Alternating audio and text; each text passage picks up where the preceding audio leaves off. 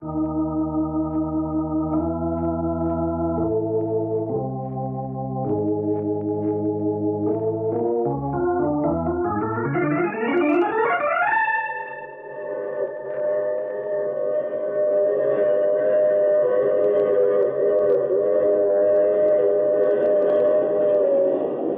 Mutual Broadcasting System presents The Mysterious Traveler, written, produced, and directed by Robert A. Arthur and David Kogan, and starring tonight two of radio's foremost personalities, Martin Wolfson and Gertrude Warner, in an original radio drama titled Death Has 1,000 Faces.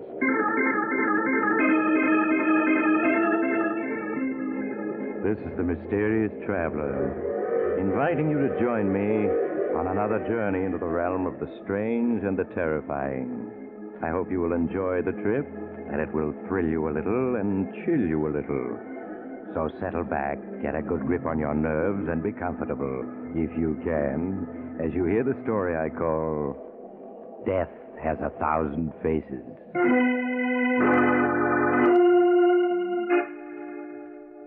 Our story begins at police headquarters in an eastern metropolis.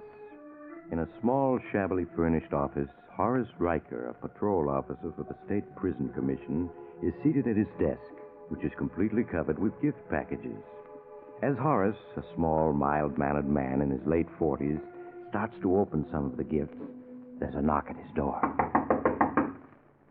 Come in. Oh, hello, Captain. Hello, Horace. Well, I see none of the boys forgot you. 25 years with the State Prison Commission. That's a long time. Yes, I never knew I had so many friends. Why, look at all these gifts. There must be at least 20. Well, here's another one, Horace. This is for me and the other boys in the homicide squad. Oh, I don't know how to thank you and the others, Captain. You've all been so kind. Ah, nonsense, Horace. You know how we all feel about you. I'm really a very lucky man, Captain. I have a job I like, fine friends, and a wonderful wife. Ah, so you and Millie are hitting it off okay, huh? Of course. I told you it would work out all right, even if I am 20 years older than Millie. Well, I'm glad to hear I was wrong. Here, let me help you open your gifts. Well, thanks, Captain. Well, it looks as though half these gifts are boxes of cigars. I'm afraid you'll have to take up smoking, Horace. Guess you're right. Well, this one doesn't seem to be cigars. Sounds like a clock. Clock?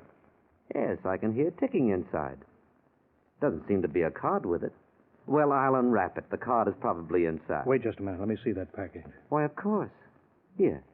Oh, there's a ticking inside, all right. Cheap wrapping paper, no store label, return address. Why should anyone send you a wound-up clock? Well, maybe they just wound it up to make sure it works. I don't like the looks of this. What do you mean? Mac, this is Captain Ross calling from Riker's office. Get the bomb disposal squad over here on the double. It's an emergency.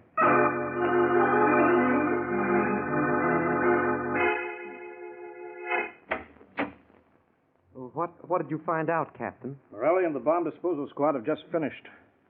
It was a bomb, all right. Oh, dear me. Morelli said it was extremely well constructed. If you had opened that package, you'd been blown to bits. Who could have sent it? Oh, it's pretty obvious. It must have been sent to you by one of the convicts whose parole you revoked. You really think that's it? Of course. I wonder which one it was. That's what we'd like to know. There's nothing about that bomb that we can trace. Well, you'll have to be doubly careful from now on. Doubly careful. Yes, this con may make another attempt on your life. I'm assigning one of my men to you for protection. But I don't need protection, and think how frightened Millie would be if she found out. Now, don't you worry. She won't find out. I'll see to that. Well, if you think it's best. Just leave everything to me, Horace. Now, you better run along home.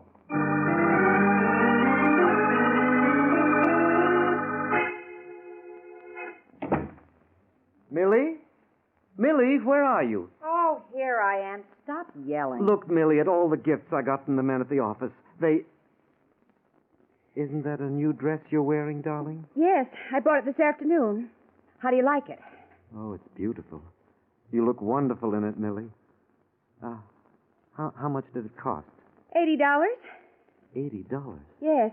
It was marked down from $100. I just couldn't resist it. But, Millie, you bought 2 new dresses just last week. Well, you can't expect me to go around in rags. I'm sick and tired of having to skimp all the time and never No, Millie, if you want to keep the dress, of course you may. The only thing is I don't know how I'll be able to meet the insurance payment due this week. You mean if I keep this dress, You won't be able to make the payment on your policy? Yes, dear. Oh. Well, in that case, I'll return it. You must keep up your insurance. Horace. I'm sorry, darling, that you have to return it. I'll try to find a part-time job in the evenings so we can increase our income. You're going to have everything you want. Yes, Horace, you're right. I am going to have everything I want. One way or another. That night, as Horace took Millie out to a movie, they were followed by a detective who Captain Ross had assigned to guard Horace. But as the days slipped by, Horace went about his work as usual, completely disregarding his bodyguard. After 3 weeks had passed, and no further attempts were made on Horace's life, the detective was assigned to another case. Good evening, darling. Sure was hot today, wasn't it? Yes. Supper will be ready in a few minutes. All right, dear. Is there any beer in the refrigerator? Yes, I put 2 bottles in there this morning. Good. Nothing better than cold beer on a hot day. You want some beer, Millie? Now, you know I never drink it. It's too fattening. What did you do today, dear? What did I do? Well, I went shopping. Oh. Oh, this beer is cold. Makes my eyes ache. Horace, I can't stand this heat much longer. When are you getting your vacation? Well, I've been given the 2nd and 3rd weeks in September. But that's weeks away. I know, Millie, but I didn't have any choice. I'm sorry that we... Oh, What's wrong? my heart. It hurts. That's what comes from drinking beer when you're overheated. Oh, it feels worse. Oh, nonsense. You'll be all right in a minute. Millie, help me. Get a doctor. I can't breathe. Horace, are you sure you need a doctor? Yes. Hurry, Millie. Hurry.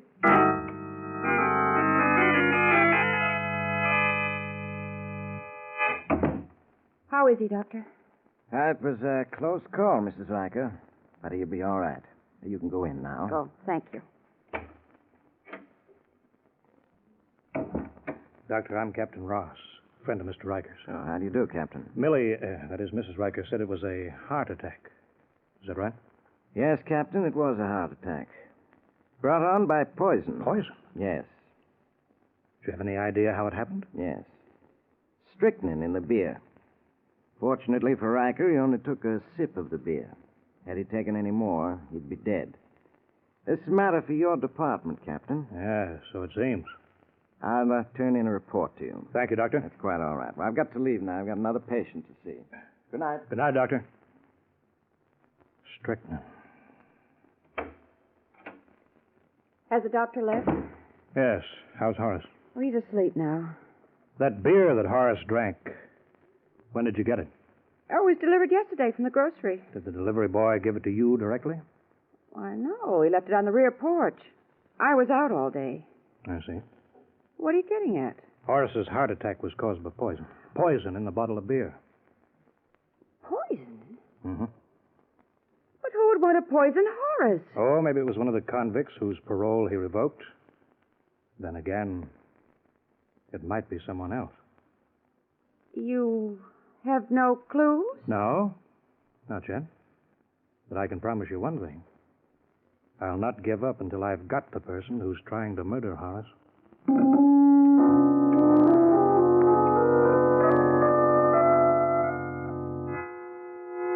Hello, Horace. How are you? I'm feeling fine, Captain. It's good to be back at work. Well, sit down, Horace. Thank you. Suppose you realize what a close shave you had. Yes. Horace, I've got 4 men working on the case day and night. We've been checking on all the convicts whose paroles you revoked. Well, that sounds like quite a job. It is. Naturally, we've been checking other angles as well. Other angles? Yes. You understand, of course, it's my duty to investigate every aspect of the case. Certainly, Captain. There's nothing personal in what I'm doing. It all comes under routine investigation. Yes, of course. But what I'm trying to say, Horace, is I've had one of my men check up on your wife. On Millie? That's right. But that's ridiculous. Utterly ridiculous. You have no right It to... isn't ridiculous. We've uncovered some very interesting facts about your wife. What? These are the facts. First, your wife worked in an aviation instrument factory during the war. She's a skilled mechanic. Of course, I know that. It's absurd. to Your even- wife has the ability to construct a bomb. A bomb such as the one you received. Are you trying to say it's Millie who's out to murder me? Let me give you the rest of the facts. You're out of your mind. How dare you make such an accusation against my wife? How dare you? Fact number 2. 6 months ago, you took out $50,000 worth of insurance on your life. Whose idea was that? How can you possibly afford to carry $50,000 worth of insurance on your salary? That's none of your business. I refuse to listen any further to these absurd accusations you're making against my wife. Fact number 3. Your wife is two-timing you, has been for months.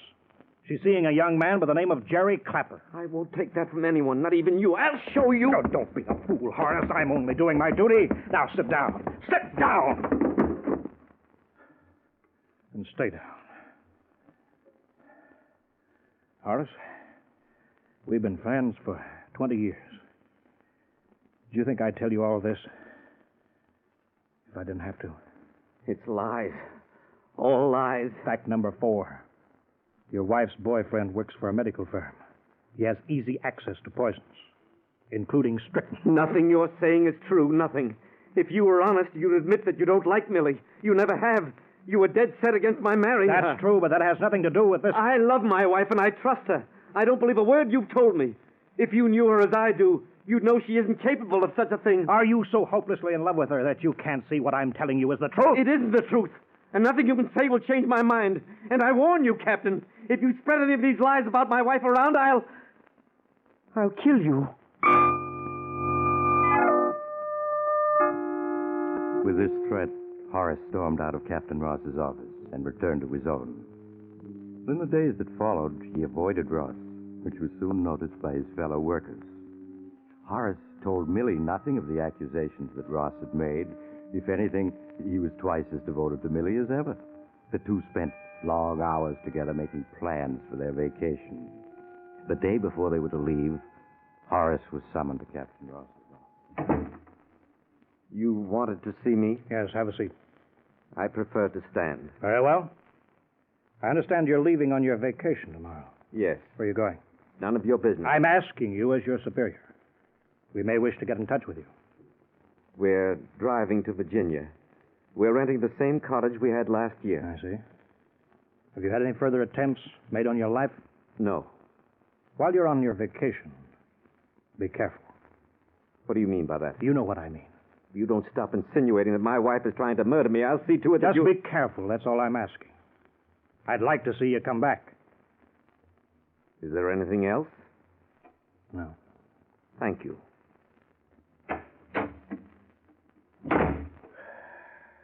Well, I've warned him.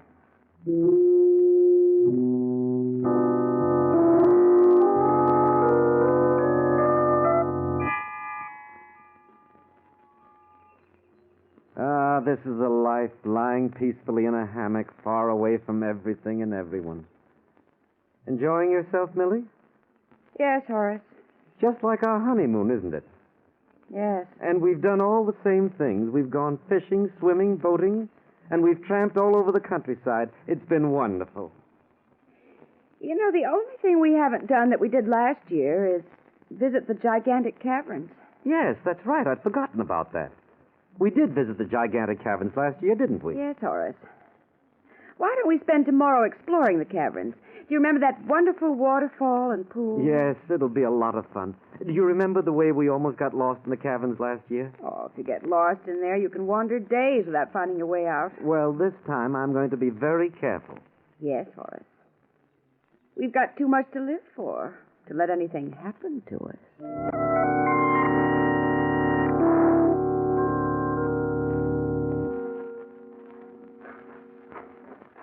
Well, here's the entrance to the caverns, Millie.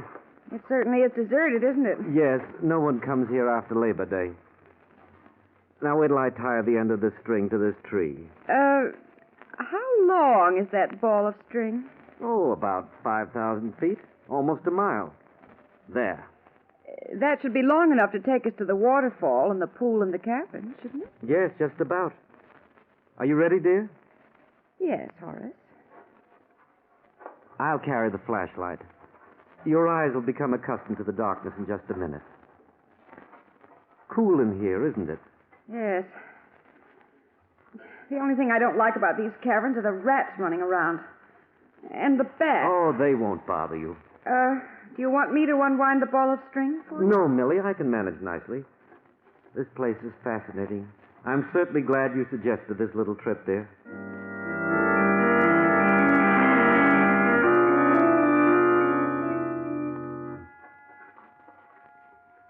Horace, look how high the roof is in this cavern.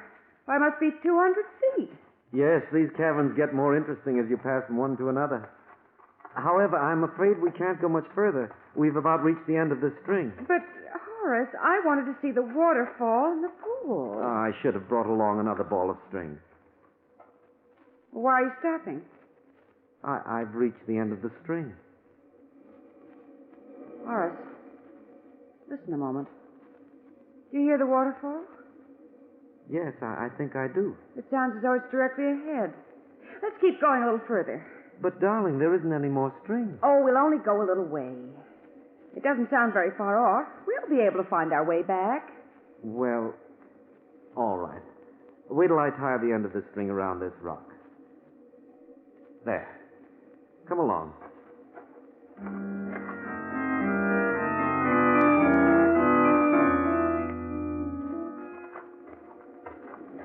Well, we've come quite a way, but here it is. Yes. Shine your flashlight down on the pool, Horace. All right. It must be quite deep. Yes. What are you thinking of, darling? If a person fell into the pool, there'd be no way to get out. The walls of the pool are sheer rock. There'd be no way of climbing up them. Yes, that's right. What makes you think of it, darling? I don't know. Standing here or looking down at the pool, it just comes to mind.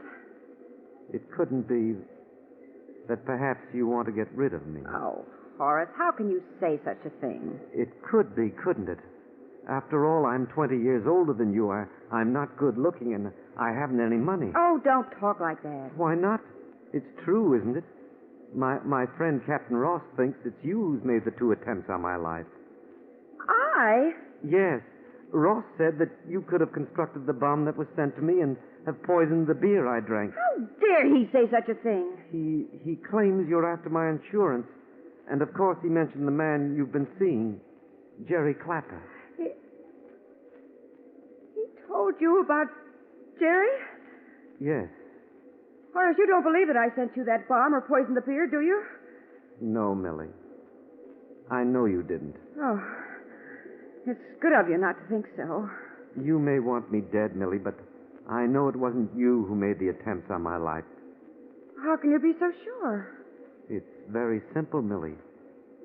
Because it was I who sent the bomb to myself and poisoned the beer. You? Yes.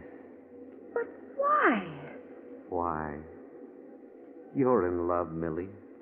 You should know to what lengths love can drive a person. In that horrible moment 7 months ago when I found out you were deceiving me, I came close to killing you. Horace! Does it surprise you that a mild little man my age could feel so deeply? But then I realized that wasn't the way. That wasn't the way? No. I began to formulate a plan, a very clever plan. First, I took out a $50,000 life insurance policy with you as beneficiary. Several months later, I followed that up by sending myself a bomb, and shortly afterwards, I poisoned my beer. But why did you do all that?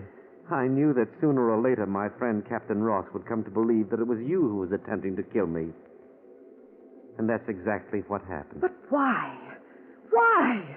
It was all part of the perfect build-up.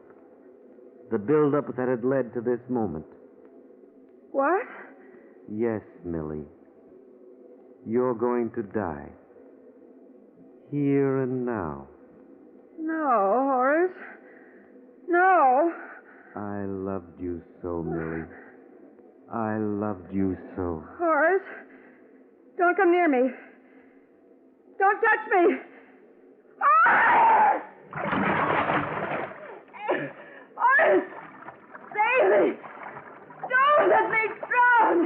Jerry, let him save you. I wasn't good enough for you, was I? But you need me now, don't you? Horace! Help me! Help me!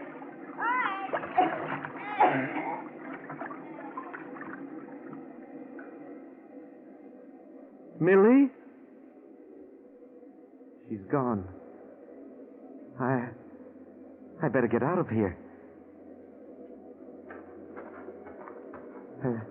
As soon as I get back to the cottage, I'll call the sheriff and tell him my story. He'll believe it, particularly after he talks to Captain Ross. There won't be any trouble. After all, I'm just a mild little man in his late 40s. I'm not the type who can love deeply or hate deeply. Well, at least she found out before she died. Now, let's see. Here are 3 paths. Which one is it that will lead me to the string? It's the one on the left. Yes, that must be it. It's about a half-mile from here to where the string ran out. Then I follow the string for a mile, and I'll be at the entrance.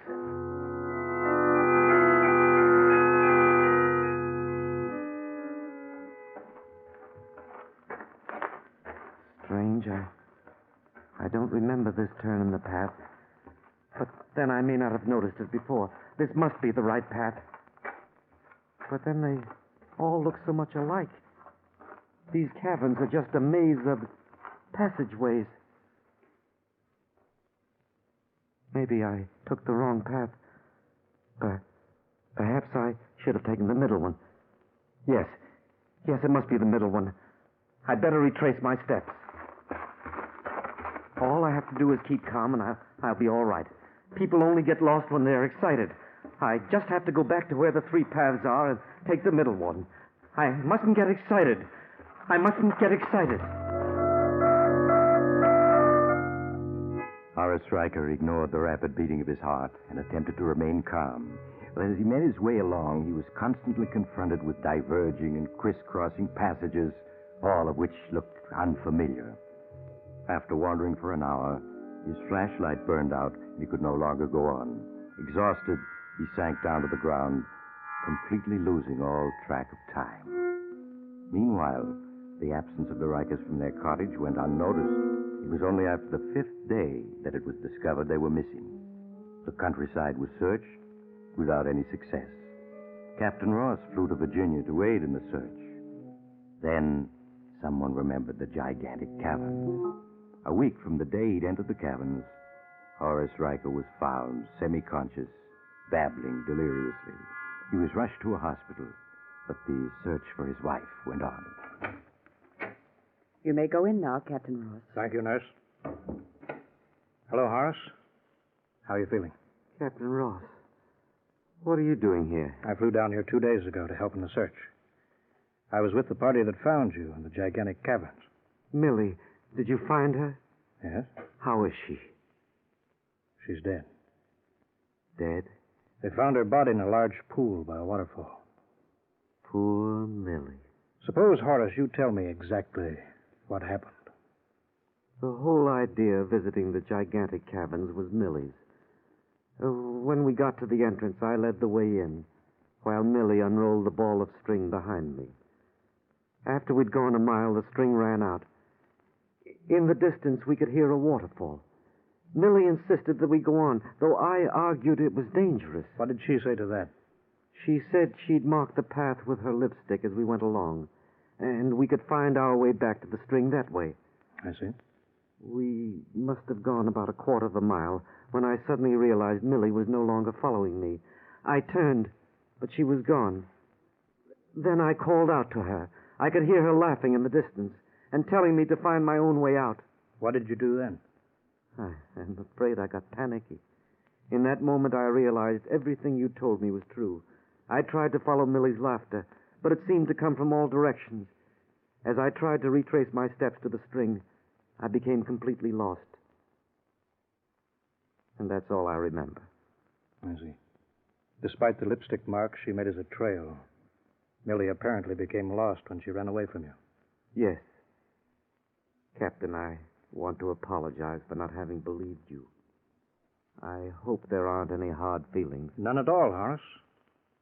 I'm just glad I was one of the party who found you before it was too late.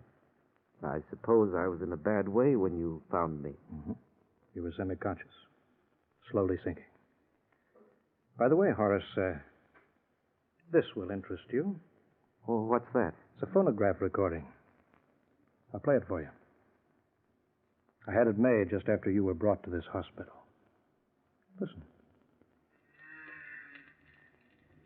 No, I wasn't good enough for you, was I? Why, that's me. I gotta find my way out of here.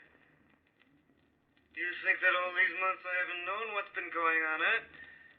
I may not be young or good-looking like your Jerry, but I have brains.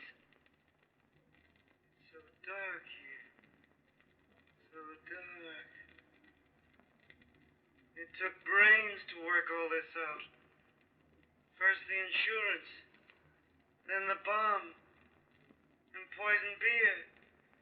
And now this, Millie. Just the way I planned it. You're drowning, Millie. You're drowning. And they'll never find out, Millie. I'm too clever for them. Yes, Horace, you are clever. I must apologize. I completely underestimated you. If you hadn't been delirious when we found you, I'd never have known that you murdered Millie.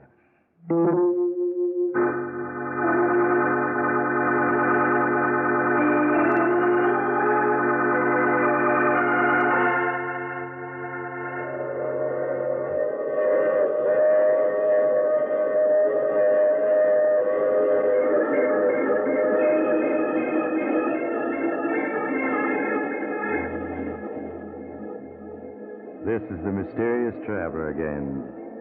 Did you enjoy our trip? Poor Horace. He had the perfect blueprint for murder. Only he left no margin for error. How was he to know that he would confess all while delirious? That's the trouble with murder.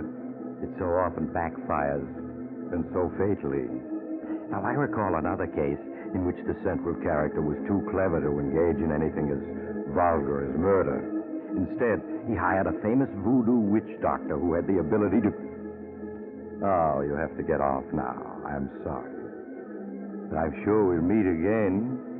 I take this same train every week at this same time.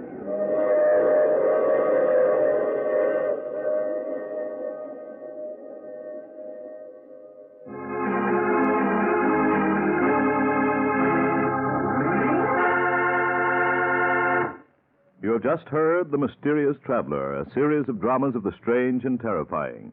In tonight's cast were Maurice Toplin, Martin Wolfson, Gertrude Warner, and Wendell Holmes. Original music was played by Paul Taubman. Sound by George Cooney, broadcast engineer Al King. The Mysterious Traveler is written, produced, and directed by Robert A. Arthur and David Cogan.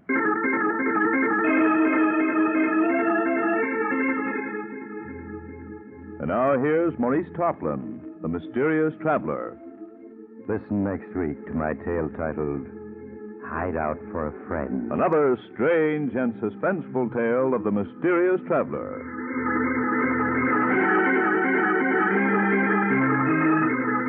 Here's an announcement of interest to listeners of this program. Mysterious Traveler comic books are now available at newsstands everywhere.